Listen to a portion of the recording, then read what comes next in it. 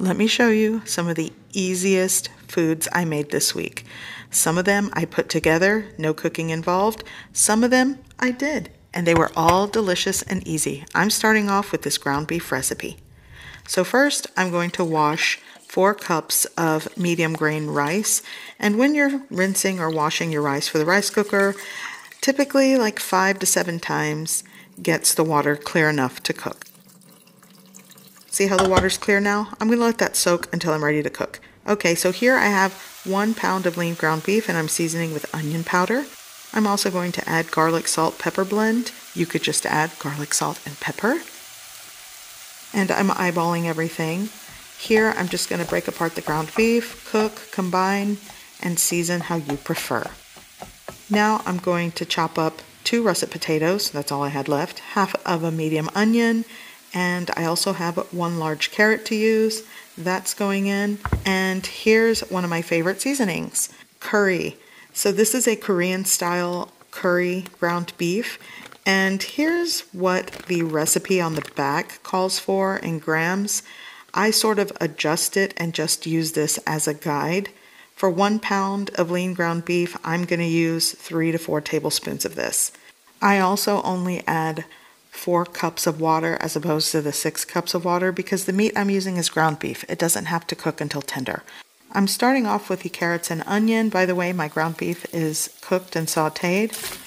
So the carrots take a while to cook through, so that's why I like to add them with the onion. And I'm going to saute this for about 5 minutes. I'm going to add a little more seasoning to the veggies and just continue the saute. Now I'm going to add my chopped russet potatoes. These are cut into 1/2-inch chunks and just saute that for another 5 minutes. I'm working with a medium heat. Now I'm going to add in the Korean style curry. And you can start with 3 tablespoons. I'm just going to give that a mix. You'll want to sort of bring those dry seasonings to life and saute a little bit. And again, I'm starting with 3, but I ended up adding basically a 1/4 cup of this curry. And I'm just going to continue to saute, give it a mix. Now I'm going to add my 4 cups of water. You could also add a low sodium beef broth into this in place of the water. That also is delicious. Okay, so I'm just going to combine this, give it a mix. And what I'm going to do is let this cook for about 25 to 30 minutes or until the potatoes and carrots are cooked through.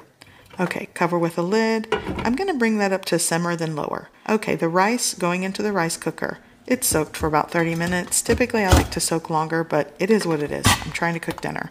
So turn that on and let it cook. Okay, so let's check on the curry beef. And it smells amazing. At this point, you'll want to give it a mix.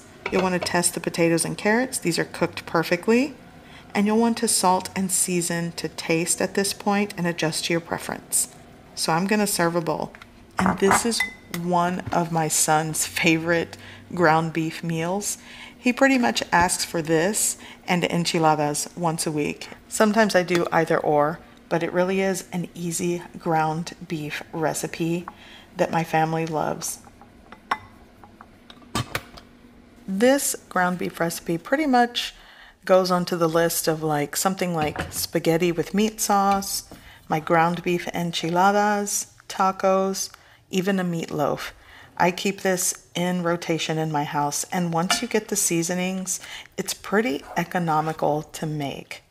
Okay, so I'm going to ladle on some of this curry ground beef, and it's time to dig in. So let me show you something else I made this week. So it's early morning and I rummaged through the fridge to make something for breakfast. I have those tortillas, deli meat, and 1 large egg. I'm going to chop up the rest of this turkey deli meat. This was all that was left.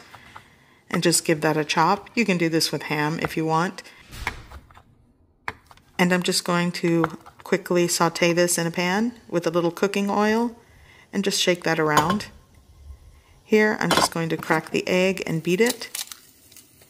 And if you're wondering, how am I going to feed a family with 1 egg and a little bit of turkey deli meat? Well, I'm not. Everyone else did their own thing for breakfast, so this is just for me.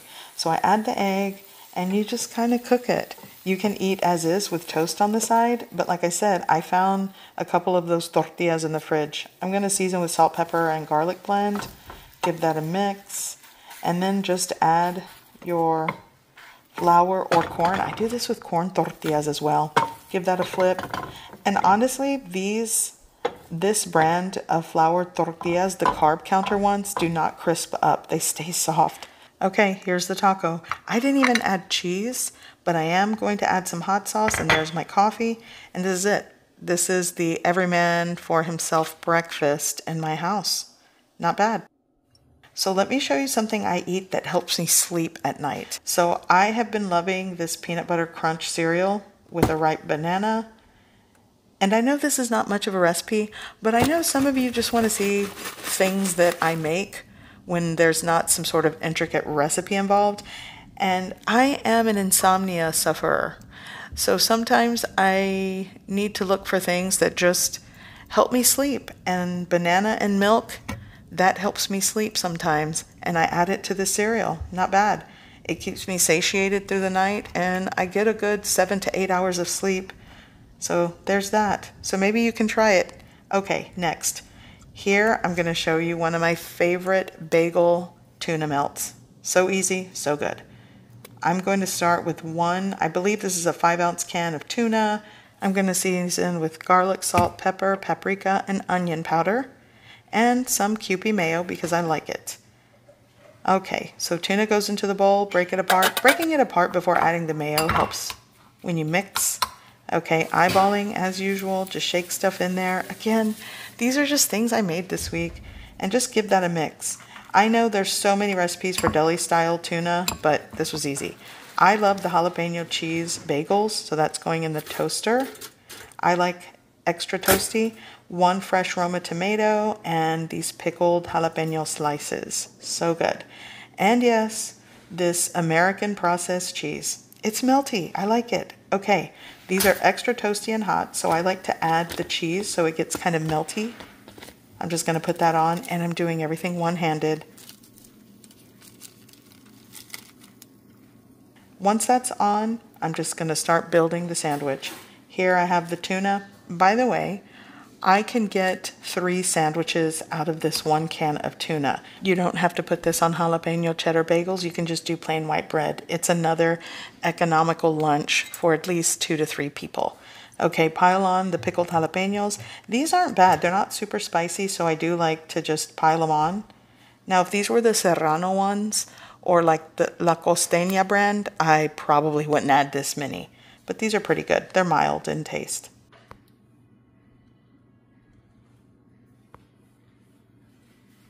Now for the fresh tomato, which I love this combination. This is really not a fancy sandwich. It's just so good. I consider this one of my comfort food sandwiches. I love a good tuna melt like this. And it's ready. And this is what I made this week. This sandwich was one of my favorites. I love a good tuna melt sandwich. So that's the video, and I will see you in the next one. Bye.